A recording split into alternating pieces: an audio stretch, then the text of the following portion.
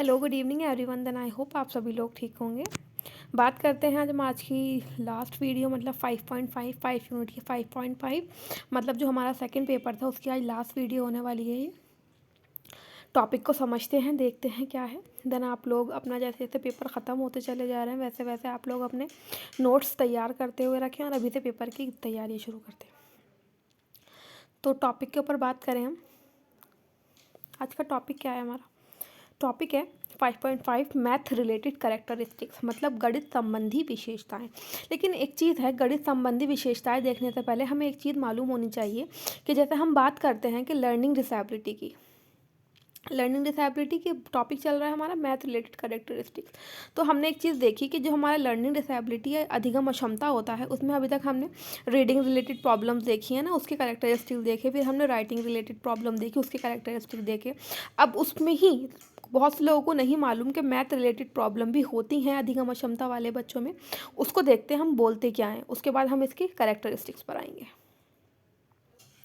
तो मैं बात करूं कि जिन बच्चों को गणित संबंधी समस्या होती है, गणित संबंधी समस्या से मतलब प्रॉब्लम को सॉल्व करने में, यहाँ लिखा इसमें बच्चा गणित संबंधी गलतियाँ करता है। जैसे उसे कोई समस्या का समाधान, हम लोग प्रॉब्लम का सॉल्यूशन निकालते हैं मैथ में, तो बच्चों को क्या होती है, वहाँ पे समस्या आने लगती है। हम लोगों में ऐसे हम लोग होते हैं ना कि हमें बचपन में मैथ समझ में नहीं है, सबसे ज़्यादा टफ सब्जेक्ट होता है वो मैथ होता है, बट वो टफ इतना भी नहीं होता। बट कुछ कुछ प्रॉब्लमों में क्या समस्या आने लगती है, उसको सॉल्व करने में प्रॉब्लम आती है। जो बच्चों को मैथ मतलब कि मैथ से रिलेटेड प्रॉब्लम होती है उसे डिस्कैलकुलिया बोलते हैं।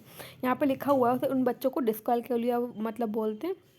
ऐसा क्षमता जिन बच्चों में गणित संबंधी समस्या होती है उसे डिस्कैलकुलिया बोलते हैं। तो इन्हें किस तरह की समस्या देखने को मिलती है, हम उन समस्या पे एक बार देख लेते हैं। तो यहाँ पे लिखा हुआ है जैसे अक्षरों अंकों का उल्टा लिखना, 6 को 3 लिखना, 2 अंकों की संख्या को पलट देना, जैसे 36 को 63 लिखना। इस तरह की गलतियाँ क्या करते हैं, इस तरह की गलतियाँ बच्चे करते हैं जिन्हें डिस्कैलकुलिया होता है। अब इससे रिलेटेड हम लोग ने देख ली डिस्कैलकुलिया बोलते किसे हैं। अब इससे रिलेटेड जो भी इसके कैरेक्टरिस्टिक, हम कैरेक्टरिस्टिक से बात करते हैं अपने। तो यहाँ बात करते हैं, गणित को पढ़ने और भाषा कला के समान ध्यान नहीं दिया जाता, लेकिन सीखने की क्षमता वाले कई छात्रों को इस क्षेत्र में अद्वितीय कठिनाई होती है। देन कि कुछ बात है कि जैसे गणित में या मैथ में होती है, तो हम लोग सभी जानते हैं पढ़ने में और भाषा कला की, हमने पहले इससे पहले जो वीडियोज आई हैं हमारी रीडिंग एंड राइटिंग पर ही आई हैं। तो जो बच्चों को क्या है, पढ़ने और भाषा कला के क्या है समान ध्यान नहीं देता। जो गणित होता है उसे इतना इंपॉर्टेंट नहीं समझा जाता इस क्षेत्र में जितना पढ़ने और लिखने को समझा जाता है।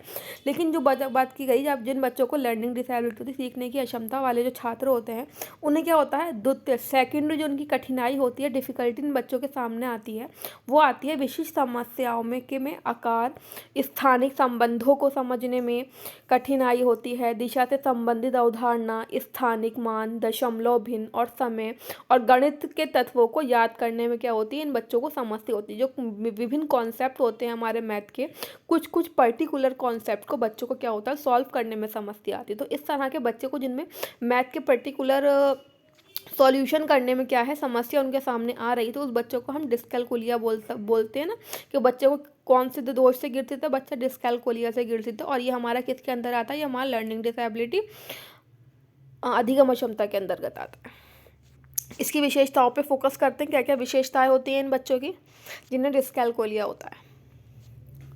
गणित समस्याओं के चरणों को याद रखना, जैसे हम लोग सभी जानते हैं कि मैथ्स में कुछ फार्मूलाज होते हैं, तो उन फार्मूलाज को हमें याद रखना पड़ता है, उसी के बेसिस पे हम लोग सॉल्यूशन निकालते हैं कोई भी क्वेश्चन का।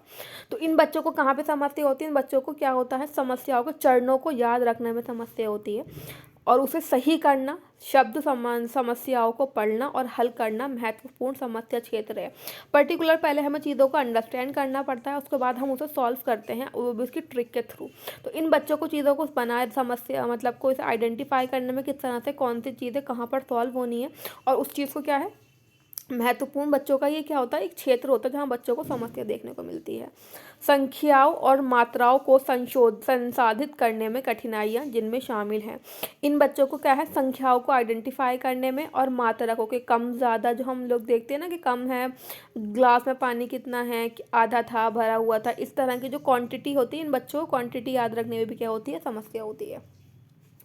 इसके बात करें किसी संख्या को उस मात्रा से जोड़ना जो बदल जाती है गिनते और आगे, मतलब कि इन्हें नंबर ऐड करने में, कि दूसरी संख्या को हमें अगर हम कुछ नंबर मिला रहे हैं तो उसमें क्या है वो फटाफट से उसे ऐड करके वो नहीं बता सकते, उन्हें ऐड करने में भी समस्या होती है। जैसे गिनती के आगे पीछे से हम बात करते हैं कि before number then after number, इस तरह के जो कॉन्सेप्ट होते हैं इन बच्चों को वो करने में भी समस्या होती है। इसके बाद बात करें दो राशियों की तुलना करना, जब हम कंपेयर करते हैं आपस में अंकों को, ये वाला कॉन्सेप्ट भी इन बच्चों को जो होती है वो डिफ़िकल्टी इन बच्चों के लिए वो क्रिएट करती है। संख्याओं और प्रतीकों को राशि से जोड़ने में कठिनाई क्या है, क्या मतलब कहाँ हम देखते हैं कि जो भी हमारा सवाल क्वेश्चन होता है मैथ का, उससे रिलेटेड कुछ सिंबल्स होते हैं, तो उन सिंबल्स को और उन संख्याओं को क्या है आपस में किस तरह से कनेक्ट करना है। बच्चों को वो कनेक्ट जो करते हैं कि भाई हमें हमारा प्लस का सिंबल कौन सा है, प्लस में अगर ये प्लस का सिंबल तो उसमें क्या करना है, हमें इसमें ऐड करना है, ये वाला सिंबल तो हमें इसमें माइनस करना है, ये सिंबल इसमें मल्टीप्लाई करना है, ये सिंबल इसमें डिवाइड करना। तो बच्चे इस चीज़ को क्या है सिंबल को और जो उसका मेन वर्क होता है उस चीज़ को आइडेंटिफाई नहीं कर पाते हैं। नेक्स्ट बात करूँ मानसिक गणित और समस्या समाधान में परेशानी। मानसिक गणित जो हम लोग देखते हैं, जो हमारा मैथ होता है वो क्या होता है, एक वो मेंटल प्रोसेस होता है। मेंटल प्रोसेस के थ्रू ही हम क्या करते हैं, अपने जो मैथ की हमारी प्रॉब्लम होती है उसको हम सॉल्व करते हैं। पैसों की समझ बनाने और मात्राओं का अनुमान लगाने में कठिनाई क्या है, जैसे हम लोग हमारा पैसों से रिलेटेड जो भी एक्टिविटीज़ होती हैं या फिर है ना क्वांटिटी से रिलेटेड जो भी हमारे स्किल्स होते हैं वो सब कहाँ पर आते हैं, वो सब हमारे मतलब मैथ से रिलेटेड स्किल्स में ही काउंट किए जाते हैं। जैसे हम कोई चीज़ लेने गए, 10 रुपये लेके चीज़ लेने गए, हमने 3 रुपये की चीज़ ले ली, तो उसमें कितना पैसा वापस लेना है इस कॉन्सेप्ट को समझने में। या फिर अब हमें बोला गया आधा किलो दाल लेनी है, 1 किलो दाल लेनी है, 250 ग्राम लेनी है, 200 ग्राम, तो ये वाला कॉन्सेप्ट क्या है इन बच्चों को समझने में यहाँ पे क्या आती है, बहुत ज़्यादा समस्या आती है। एनालॉगी घड़ी में क्या है समय बताने में कठिनाई होती है। ऐसी घड़ी जो एनालॉगी वाली होती है क्या होता है उन बच्चों में, ऐसे बच्चे उस वाली घड़ी में क्या है टाइम नहीं देख पाते, उन्हें उस घड़ी में टाइम देखने में डिफ़िकल्टी होती है। इसके बाद बात करें दिशा को तुरंत छँटने में कठिनाइयाँ होती, जैसे हम लोग आइडेंटिफाई करते हैं कि ईस्ट किस तरफ है, वेस्ट किस तरफ है, साउथ, है ना, जो हमारी डायरेक्शन होती हैं, हमारी दिशाओं का ज्ञान नहीं होता इन बच्चों को, उसको आइडेंटिफाई करने में क्या होती है, इन्हें कठिनाई होती है। जैसे लेफ़्ट राइट ये वाला कॉन्सेप्ट भी इन बच्चों को नहीं आता है। पैटर्न और क्रम संख्या पहचानने में परेशानी, कौन सा पैटर्न कौन सा क्रम संख्या होती है सवालों के, हमारी उस तरह की चीज़ों में भी क्या है इन बच्चों को आइडेंटिफाई करने में प्रॉब्लम होती है। तो ये भी हमने देखे characteristics of math related problems. अब हम बात करते हैं क्या इसकी स्ट्रेटजी होती है। गणित के लिए रणनीतियाँ, मतलब कि जो हमारी स्ट्रेटजी फॉर मैथ्स, उंगलियों और स्केच पेपर की अनुमति दें कि हम लोग क्या है कुछ बच्चों को साथ जिनके साथ ये प्रॉब्लम चल रही है, तो क्लास में उन लोगों को क्या है उंगलियों पर काउंट करने के लिए स्केच पेपर के का यूज़ करने के लिए इन बच्चों को परमिशन मिलनी चाहिए क्लासरूम के अंदर।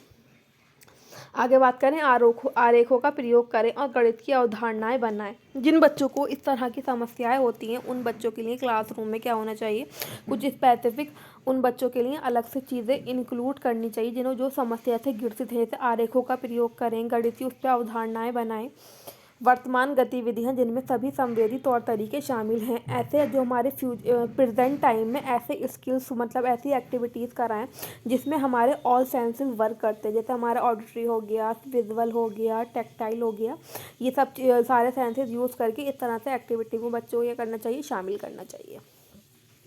साथियों की सहायता और शिक्षण के अवसरों की व्यवस्था करें, मतलब कि जैसे हम लोग देखते हैं कि पीयर ट्यूटरिंग, बच्चों को जो क्लास में बच्चे हैं वही बच्चे उनकी दूसरों की हेल्प करें और क्या है उन्हें ज़्यादा से ज़्यादा ऐसे बच्चों को क्या है अवसर प्रदान करने चाहिए कि इन्हें और मौके मिले और अपॉर्चुनिटी मिल सके चीज़ों को साथ इंटरेक्ट करने, मतलब अपने प्रॉब्लम के साथ डील करने के लिए।